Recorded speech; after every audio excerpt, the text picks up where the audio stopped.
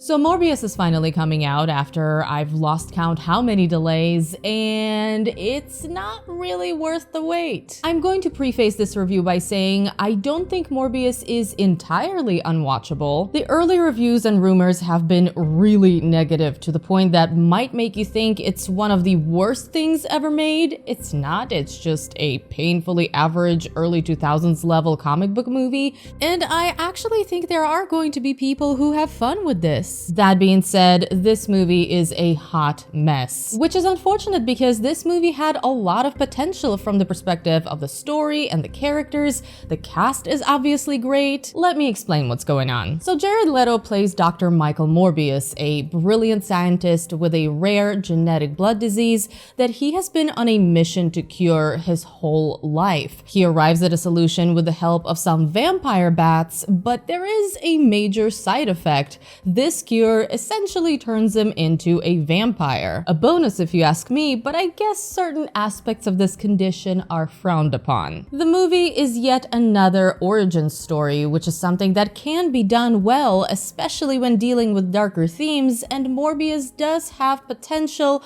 when it comes to the setup. Unfortunately, as we get further into the movie, things start falling apart pretty quickly, and when it gets bad, it's really bad. There is a significant amount of awful dialogue that's so terrible it's actually funny. There is some impressively bad CGI that looks cartoonish. The editing often makes no sense because the movie just jumps from scene to scene in a way that feels jarring. And I'm not expecting Morbius to be a poetic cinema masterpiece, but there needs to be a flow to the storytelling, which was mostly missing. There were points at which I felt like they cut out entire scenes because things just felt disconnected. They were simply hitting plot points without any consideration for transitioning from one scene or idea to another. And since we're on the topic of cutting things out, I can confirm that the rumors are true. The Spider-Man tie-ins that you saw in the trailers are not in the actual movie, so if this is something you're looking forward to seeing here, just forget about it. Michael Keaton, he's there probably for less than a minute. He is an afterthought. The trailers in general are pretty misleading, not just when it comes to the content, but also even when it comes to the tone, because Morbius takes itself a lot more seriously than you might think based on those trailers. Now, if you know my taste, you know that I don't have a problem with movies taking themselves seriously. For the most part, I welcome it. However, when you combine bad dialogue, questionable editing, and a dead serious tone, the result isn't exactly great. You could say that for the most part, Morbius is carried by the cast, but they also don't have that much to work with here.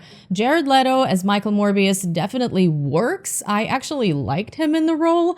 I wish his monster face didn't look like a mix between Gabriel from Malignant and Bagul from Sinister, but his vampire look is mostly consistent with the comics, and if it was a little less cartoony, it would have actually been pretty great. Matt Smith as Milo also makes sense, but once again, his villain look was way too CGI for my taste. Prosthetics and practical effects, when done well, always give the visuals a level of realism, which was really missing for me here. It's 100% VFX and it shows. Maybe it's not a negative for some people, maybe you don't care, but for me, if I'm looking at a character and I can easily tell this is VFX, it takes me out of the movie. As for the rest, Jared Harris is criminally underused. Adria Arjona plays a love interest and concerned fellow scientist who doesn't even feel like a real character, and Michael Keaton, as I already mentioned, is essentially not in the movie. Furthermore, there are two things I strongly dislike in films: characters coming up with skills just because the plot needs them at the moment, and shameless sequel hooks. Morbius has both. First of all, Michael has an ability or talent to solve every problem right when the need arises.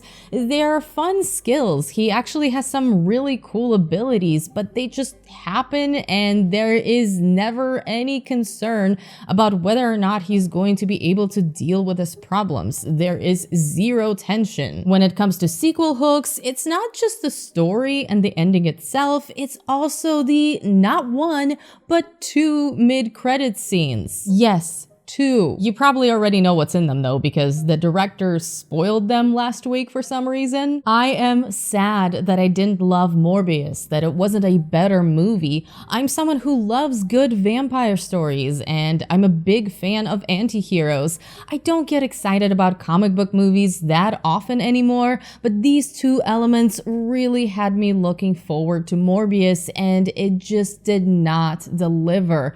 This is a movie that had so much potential, but didn't make use of its great cast, its thematic potential, its horror potential, or its amazing possibility for a great on-screen friends to enemies dynamic. It's a 4 out of 10 for me, and I unfortunately cannot recommend it. There are much better Bat-related movies out there right now. I am Venom.